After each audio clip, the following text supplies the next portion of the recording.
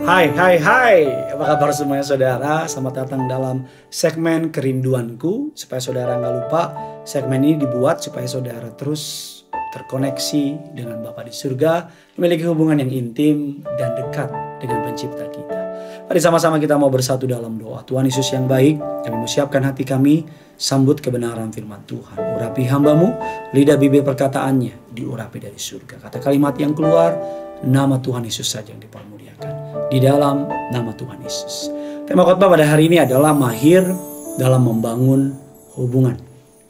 Kita menyembah Tuhan yang menjunjung tinggi sebuah hubungan. Salah satu karakter Tuhan yang paling menonjol adalah kasih. Yesus mati di kayu salib agar Dia dapat menjadi jalan, jembatan untuk merekonsiliasi hubungan manusia dengan Bapa di surga. Tuhan mau kita memiliki kemampuan atau mahir dalam membangun hubungan. Dalam membangun hubungan, kemahiran dalam membangun hubungan artinya berbicara tentang meluaskan hati kita. Artinya berbicara meluaskan hati kita. Karena dalam sebuah hubungan pasti akan ada perdebatan, pertentangan, akan ada percekcokan, perselisihan. Karena orang terdekat kita biasanya paling berpotensi untuk menyakiti kita. Kalau dekat sama kita, semakin dekat, justru perkataannya kalau ngomongnya kasar semakin sakit buat kita. Kita nggak akan punya masalah kalau yang lain yang ngomong bukan orang yang nggak penting buat kita. Oleh karena itu mengapa kita harus mahir dalam menjalin hubungan, dalam membangun hubungan. Yang pertama, hubungan selalu menggambarkan Tuhan kepada manusia. Yohanes 12, 34-35 mengatakan, Aku memberikan perintah baru kepada kamu, yaitu supaya kamu saling mengasihi. Sama seperti aku telah mengasihi kamu, demikian pula kamu harus saling mengasihi. Dengan demikian semua orang akan tahu bahwa kamu adalah murid-muridku, yaitu jikalau kamu saling mengasihi. Hubungan yang kita bangun bertujuan agar Tuhan nyata dalam hidup kita. Agar melalui hidup kita banyak orang dapat melihat Tuhan. Hari-hari ini iblis menggunakan berbagai cara untuk menghancurkan hubungan kita dengan orang tua, dengan sesama kita, bahkan hubungan kita dengan Bapa di surga, supaya menjadi berantakan, hancur. That's why Mazmur 133 ayat yang pertama dan ketiga mengatakan demikian. Nyanyian ziarah Daud, sungguh alangkah baiknya, sungguh alangkah indahnya, apabila saudara-saudara diam bersama-sama dengan rukun, seperti embun gunung Hermon yang turun ke atas gunung-gunung Sion. Sebab kesanalah Tuhan memerintahkan berkat, kehidupan untuk selama-lamanya. Rukun berarti ada hubungan yang dibangun. Berkat akan datang kalau ada kerukunan. Lihat deh, kalau suami istri akur, pasti ada berkat. Kalau suami istri sama anak-anak akur, pasti keluarganya diberkati. Lihat deh, kalau sebuah perusahaan, anak buah, bos, semua mereka akur, teman kerja akur, kerja juga enak, buat apa juga enak, pasti nanti proyek akan datang. Tapi lihat deh, mau sehebat apapun talenta karunia dari orang tersebut, tapi kalau nggak akur, saling bertentang, saling ribut, saling jelekin, soon or later akan hancur berantakan. Dikatakan Kisah Rasul 2, 44 dan 45. Dan semua orang telah menjadi percaya tetap bersatu. Dan segala kepunyaan mereka adalah kepunyaan bersama. Dan selalu ada dari mereka yang menjual harta miliknya, lalu membagi-bagikannya kepada semua orang sesuai dengan keperluan masing-masing.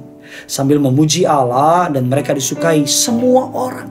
Dan tiap-tiap hari Tuhan menambahkan jumlah mereka dengan orang yang diselamatkan. Dari ayat ini kita tahu bahwa Tuhan ada dalam persekutuan mereka. Tuhan begitu nyata dalam hubungan mereka, sehingga banyak orang tertarik sama hubungan mereka dan datang sama mereka. Tiap-tiap hari Alkitab katakan Tuhan menambah jumlah mereka dengan orang yang diselamatkan. Bukan tiap bulan loh, tiap hari. Kenapa? Karena hubungan menggambarkan hubungan kita sama Tuhan. Hubungan kita, cara kita memperlakukan manusia menggambarkan bagaimana kita memperlakukan Tuhan. Karena ketika kita terima kasih dari Kristus, kasih itu kita bagikan kepada orang lain. Kita diberkati supaya kita memberkati orang lain. Mengapa kita perlu mahir dalam menjalin hubungan? Yang kedua, ini kesukaan saya. Karena melewati hubungan, Tuhan menyatakan kuasa dan mukjizatnya. Lewat hubungan, Tuhan membangun kuasa dan mukjizatnya. Yohanes 5 ayat yang ke-7. Jawab orang sakit itu kepadanya, Tuhan, tidak ada orang yang menurunkan aku ke dalam kolam apabila airnya mulai goncang. Sementara aku menuju ke kolam itu, orang lain sudah turun mendahului aku. Orang ini punya sakit penyakit dan masalah lainnya, dia gak punya teman untuk menolong dia. Dia gak punya hubungan yang baik dengan orang-orang di sekitarnya, sehingga barangkali gak ada orang yang menolong dia.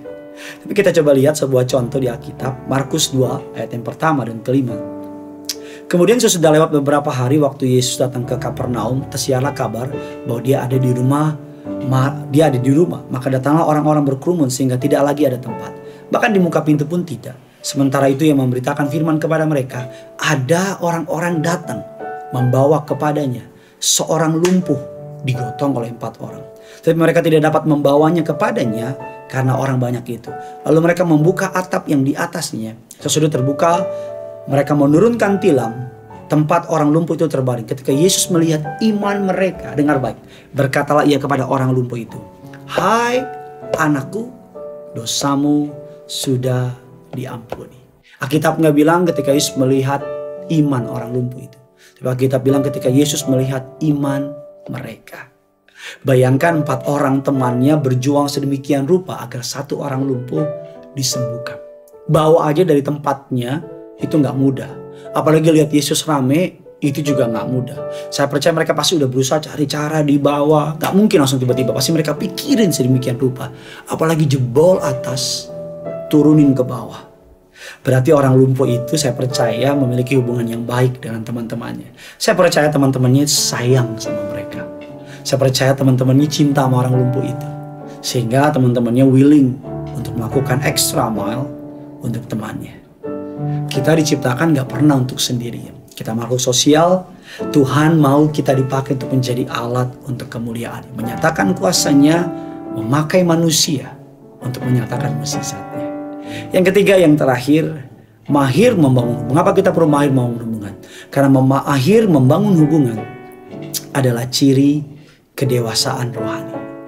1 Timotius 3 ayat yang kedua. Karena itu penilik jemaat haruslah seorang yang tak bercacat, suami dari 1 istri, dapat menahan diri, bijaksana, sopan, suka memberi tumpangan, cakap mengajar. Berikutnya ayat yang ke-12 dan 13, diaken haruslah suami dari 1 istri dan mengurus anak-anaknya dan keluarganya dengan baik. Karena mereka yang melayani dengan baik beroleh kedudukan yang baik. Sehingga dalam iman kepada Kristus Yesus mereka dapat bersaksi dengan leluasa. Ayat ini berbicara tentang syarat untuk melayani. Yang melayani harus orang yang dewasa. Kemahiran dalam menjalin hubungan adalah ciri kita memiliki kedewasaan rohani. Saya berdoa agar Tuhan memampukan kita.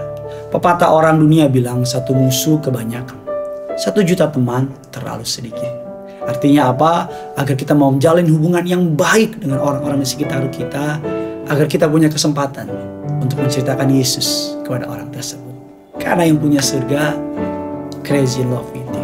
Bagikan kabar baik ini sebanyak mungkin, agar bukan hanya saudara yang diberkati, tapi orang-orang di luar sana juga diberkati. Jangan lupa like, jangan lupa komen, tulis kolom komentar di bawah. Bagaimana saudara ingin menjadi berkat bagi orang-orang di sekitar saudara. Mari sama-sama kita siapkan hati kita untuk memuji menyembah Tuhan kita.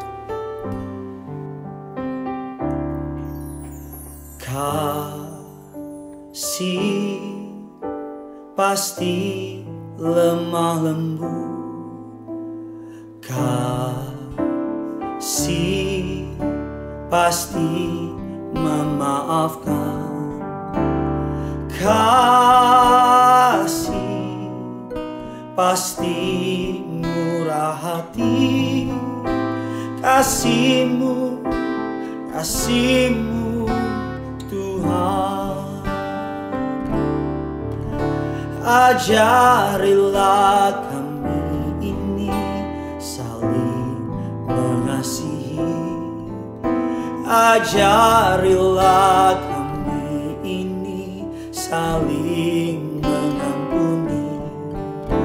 Ajarilah kami ini kasih-Mu ya Tuhan.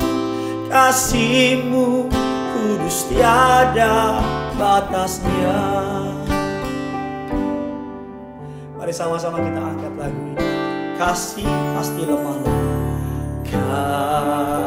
Kasih pasti lemah lembut. Kasih pasti memaafkan. Kasih pasti murah hati. Kasih-Mu, kasih-Mu Tuhan.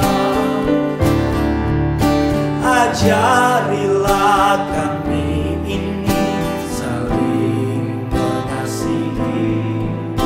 Ajarilah kami ini saling mengampuni.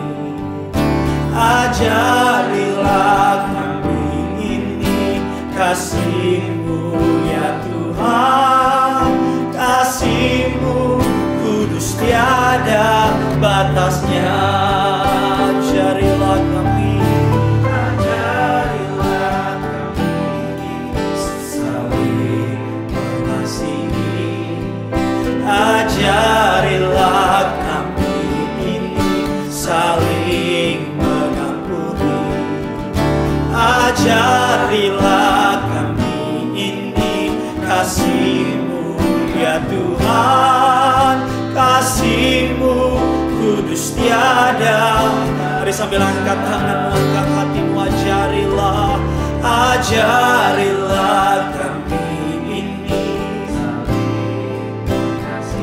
Ajarilah kami, ajarilah kami saling mengampuni. Ajarilah kami ini kasih-Mu ya Tuhan. Kasih-Mu kudus tiada batasnya. Ajarilah kami, ajarilah kami ini saling mengasihi. Ajarilah kami ini saling mengampuni. Ajarilah, ajarilah kami ini kasih-Mu ya Tuhan. Kasih-Mu kudus tiada batasnya.